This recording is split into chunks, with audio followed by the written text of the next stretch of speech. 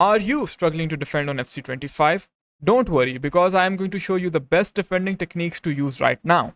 We are going to discuss 7 defending techniques, the 7th one being really important as I just discovered it today. The first one is defensive positioning. The first defending technique is defensive positioning. I have been grinding a lot of drafts, and this is the realization that I've come to, that most inexperienced players, they are pulling their players out of position. When I say you need to have perfect defensive positioning, it doesn't mean that you think, okay, he is talking about my defensive line, center backs, left back, right back. Oh, and I don't pull them out of position. It is not as simple. It is more than that. You have to make sure that every player in your team has a perfect structure, so your team doesn't lose its shape. Because if you are going to lose shape, what will happen? The opponent will have a lot of free space. When they have a lot of free space like this, it is very easy to just put a through ball behind to the strikers, and we end up conceding easy goals. That's the last thing we want. This is a 4-3-1-2 formation. Here is my cam, perfectly in position. 2 of my CMs who are going to be staying back. This is the third one who is going to play as an attacker. As you can see, the shape is fairly good, but my left back is out of position because he was overlapping. Now my defense is exposed. What do you do in these situations? You select your center back and then try to make sure that you first cover the dangerous run in behind, which was this guy. Once he is offside, what are we going to do? We are going to win the ball back using jockey. This is exactly what ends up happening. This brings me to our second defending technique, that is jockeying. Before I teach you more about defensive positioning, guys, we have to talk about jockeying, as it is the biggest difference between FC24 and FC25 defending. How do you jockey? It's pretty simple. You just hold the L2 button /LT on Xbox, and then your player gets this defensive shape. He gets into this defensive stance, and we call it the jockey movement. Then we hold the left stick button to move up and down the pitch. All right. We can combine it with the R2/RT button, and then he does it at a higher pace. It is called the running jockey. Here you see me winning the ball perfectly with my center back. In order to replicate this, you have to master jockeying. Guys, the biggest defensive difference in FC24 and FC25 is jockeying. Why? In FC24, when we would jockey, we would have to press the circle button to win the ball back. See, I'm holding L2. I would have to make the tackle in FC24. In FC25, I just have to get close to the opponent, and my player will perform an auto tackle like in previous FIFAs. Just see, okay? He will reach for the ball automatically. I'm just holding the L2 button, and you will see that's an auto tackle. We don't press the standing tackle button. And this is what I am saying. This year, you just have to learn how to jockey correctly, and your player will win the ball back for you. I know this video has been helpful, so please hit that like button to help the channel, and consider subscribing, as I am going to be posting a lot more dedicated FC25 tutorials. The jockey movement is a key component of having a structured defense, because this is how we are able to maneuver our defensive players. Remember, when we are defending, every player on the pitch is a defensive player, including our strikers and our wingers. Another thing you can do is activate offside traps. How do you perform the offside trap? You just simply double tap the upper directional arrow, okay? And remember, only use the offside trap when the opponent is facing away from your goal. This is important. When you perform the offside trap, the team pushes up and we suffocate the opponent. This is a perfect example of a perfect defensive shape. But you might wonder, how are we going to win the ball back if we are always trying to stay back and be in the shape? This is where most people go wrong. This is where our third point comes in, that is passive aggressive defending. If you are too passive, that is wrong. And if you are too aggressive, that is also very wrong. We have to stay in the middle. And how can we do that? That is by using second man pressing and manual pressing. How do you perform second man press? Well, you just hold R1/RB button. Once you hold second man press, the opponent will be pressed by another AI teammate. But many of you make the mistake of overusing second man press and overcommitting your defenders, which voids our defensive shape. So now you might be wondering how to perfectly use second man press. See, we use second man press to suffocate the opponent and apply manual pressure. See, in this situation, what are we doing? We are tracking the run. We recognize that there is space in behind, And remember, the first rule of defending was to keep a defensive shape. So what are we doing? We are going back with the L2 button, trying to cover the passing lane, tracking the run of our opponent so he doesn't go in behind. So at the same time, we are going to hold the R1 button. So one of our teammates actively press the ball carrier. Now we are achieving two things at once. We are covering the passing lane and we are applying pressure. This is how we maintain a balance between being passive and aggressive. Same thing, use offside traps. Once we have done it, see, we have to cover two things. We have to apply pressure and cover passing lanes. How can we do that?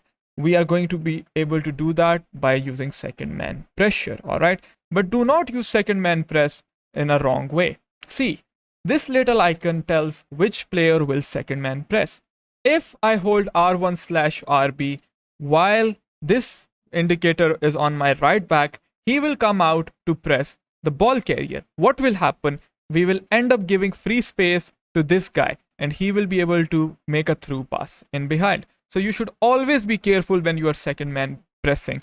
Never do second man press with a player from your back line, especially when the opponent isn't inside your box, because doing so can result in easy goals for your opponent. See, once again, you have to focus on the cursor. If it is on a midfielder or a winger and you want to actively apply sustained pressure on the opponent, go for it. Otherwise, do not use it. I have closed the opponent down. Then I switch to the player who was second man pressing with L1. And again, I use second man press. Once I see, okay, that he has gone back, I have achieved my goal. I have made him recycle the ball and I am perfectly in shape. I use second man press again, then switch back. You constantly have to assess the situation and develop situational awareness. Of course, you can do that after watching this tutorial. Once you have trapped your opponent, just get close to him with the jockey button and your player will end up winning the ball like I have shown you.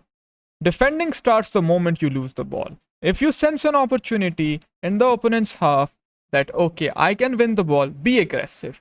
Here, even if you pull a player out of position, as long as it is not your center back or full back, you have the luxury to get numbers behind the ball as he is still further away from your goal.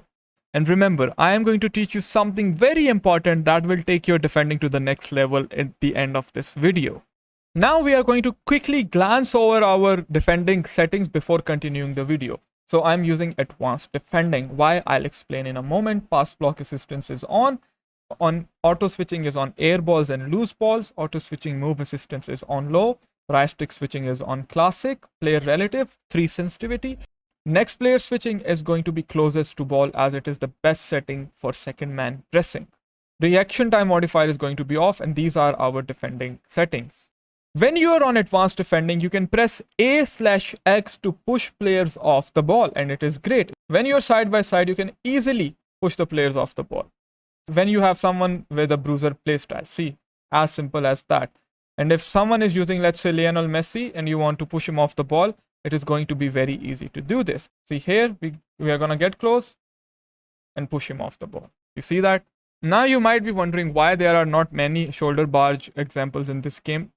Shoulder barge is great when we are running side by side.